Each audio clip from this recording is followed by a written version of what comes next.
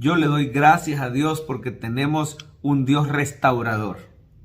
¿Se ha puesto a pensar qué sería de su vida y de la mía? ¿Qué sería de nosotros si no fuera por la misericordia y la gracia de Dios? ¿Qué haríamos? ¿Cuál esperanza tendríamos si no tuviéramos un Dios restaurador? Pero dice la Biblia que por la bondad de Jehová no hemos sido consumidos porque nunca decayeron sus misericordias. La idea que transmite ese versículo es que aún en los momentos que le hemos fallado al Señor y que es completamente justificado, correcto y justo que Él manifieste su ira o su castigo, ni aún ahí decae. Dice, nunca decayeron sus misericordias. Al contrario, dice, nuevas son cada mañana. Su ira, dice otro versículo, será momentánea, pero su gracia y su favor durarán toda la vida. Así como la noche dura solo un momento, pero luego viene el amanecer. Así el Señor puede parecer indignarse contra su pueblo Israel en la Biblia, pero luego vemos su gracia y su favor. Así es hoy en día sobre nosotros la gracia y el favor de Dios. Él se complace en restaurar y en tener misericordia.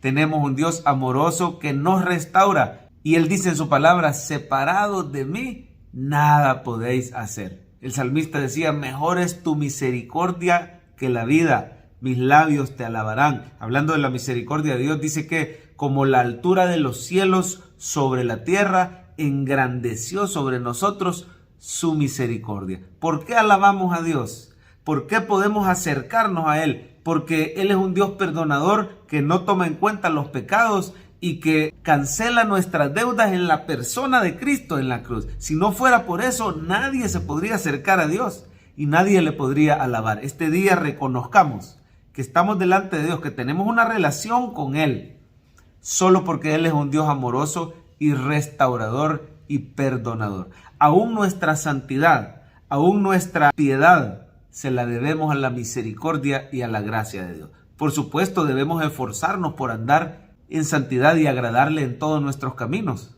recordando que dependemos de Él, porque es el Espíritu Santo el que nos da un nuevo corazón y pone en nosotros el querer como el hacer. Por eso, más debemos esforzarnos y ser diligentes en recibir de Él esa vida recta y piadosa que a Él le agrada.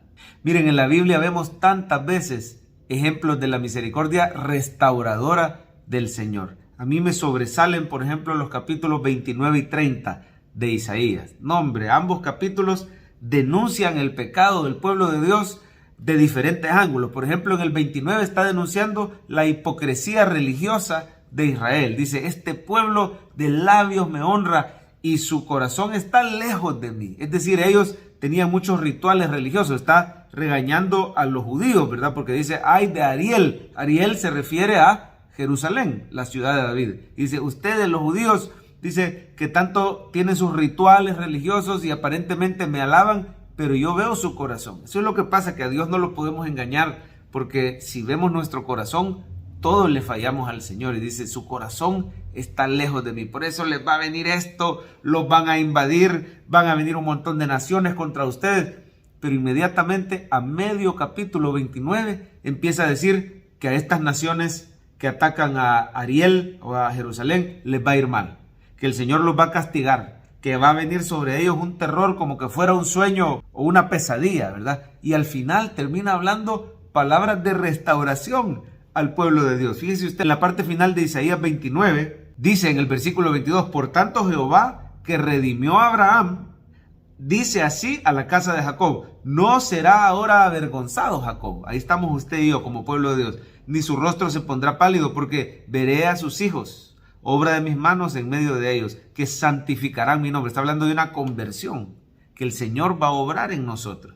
Y santificarán al santo de Jacob y temerán al Dios de Israel. Dios va a poner en nosotros un corazón que le ame y que ande en sus caminos y que guarde sus mandamientos por amor y que lo adore. Dice, y los extraviados de espíritu aprenderán inteligencia. Los murmuradores aprenderán doctrina. Dios ha prometido en su palabra esa restauración. Después que anuncia juicio, nos anuncia también esa restauración. Lo mismo en el capítulo 30. Por ejemplo, en el capítulo 30 está regañando a Israel por otro pecado, que es apoyarse en Egipto. Los israelitas, en vez de confiar que el Señor los iba a librar, empiezan a hacer alianza con otros reinos de este mundo y los regaña, ¿verdad? Y les dice, ¿por qué no confiaron en mí? ¿Por qué no se esperaron en la quietud? Por ejemplo, el versículo 15 les dice, porque así dijo Jehová el Señor, el Santo de Israel, en descanso y en reposo seréis salvos.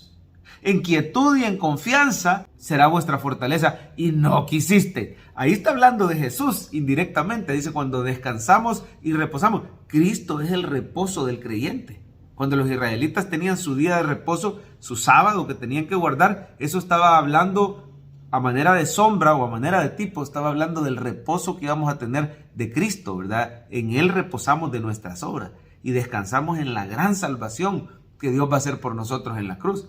Pero el ser humano siempre está queriendo por obras poner su confianza en el hombre, ¿verdad? Aquí habían puesto su confianza en Egipto y los regaña y les dice, por eso Egipto les va a hacer por vergüenza, por oprobio, les va a ir mal, ¿verdad? Por haberme dejado. Pero ya al final, en el mismo capítulo 30, el Señor empieza a prometer su gracia restauradora. Miren el versículo 18, dice, por tanto Jehová esperará para tener piedad de vosotros y por tanto será exaltado teniendo de vosotros misericordia. Porque Jehová es Dios justo, bienaventurados todos los que confían en Él. Ciertamente el pueblo morará en Sión, en Jerusalén. Nunca más llorarás. El que tiene misericordia se apiadará de ti. Al oír la voz de tu clamor te responderá. ¿Por qué podemos confiar hoy que el Señor oye nuestras oraciones? ¿Por qué podemos tener una alegre expectativa de gozo y de bendición? Por la misericordia de Dios. Porque Él se goza en restaurarnos. Así que en ambos capítulos vemos el mismo patrón, ¿verdad? El Señor denuncia el pecado, lo señala, ¿verdad? Y menciona el juicio que debería venir sobre nuestra vida. Pero luego Él promete restauración, conversión y misericordia. En primer lugar, dele gracias a Dios porque es un Dios de misericordia. Por la bondad de Jehová no hemos sido consumidos y por la bondad de Jehová hemos sido convertidos. Nunca decayeron sus misericordias ni se acabarán. Dice la Biblia que son nuevas cada mañana. Gracias al Señor por su gran misericordia. Agradézcale y viva para Él. Pídale crecer en santidad y en fruto. Pídale hablar de esa misericordia a otras personas para que alcancemos las naciones con el mensaje restaurador de Cristo y de su evangelio. En segundo lugar, no deseche a nadie para hablarle de esa misericordia. Por más que las personas estén hundidas en diferentes pecados, ¿verdad? Aquí vemos que Israel pecaba de diferentes formas. Unos confiaban en los hombres, otros tenían una hipocresía religiosa, otros andaban en sus malos caminos y se habían olvidado del Señor. Pero a todos el Señor es poderoso para restaurarlos. No digas, es de más, con fulano no se puede. No deseches a tu cónyuge, a tus seres queridos, a tus hijos. Ni siquiera pierdas tú mismo las esperanzas de cambiar, porque el evangelio de Cristo es poderoso y para Él no hay nada imposible. Si pudo convertir a un perseguidor de la iglesia, Saulo de Tarso, y que llegara a ser un servidor del Señor, el tremendo apóstol Pablo, instrumento escogido de Dios, así el Señor es poderoso para alcanzar y convertir hasta la persona más dura. La gracia irresistible del Señor nos puede dar un nuevo corazón. Su Espíritu Santo nos puede limpiar de nuestros pecados y es poderoso para hacer que produzcamos fruto para gloria de Él.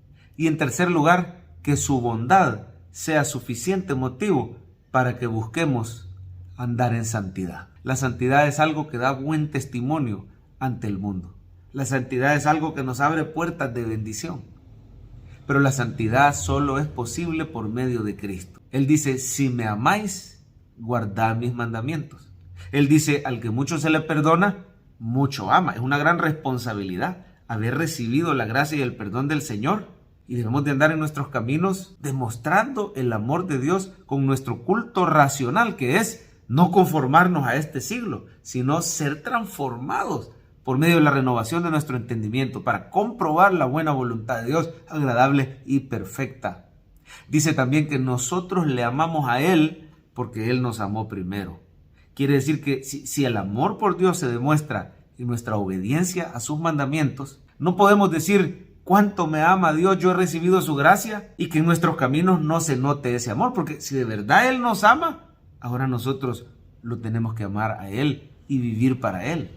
Solo la gracia y el perdón del Señor pueden transformar nuestra vida. Busquemos agradarle de todo corazón.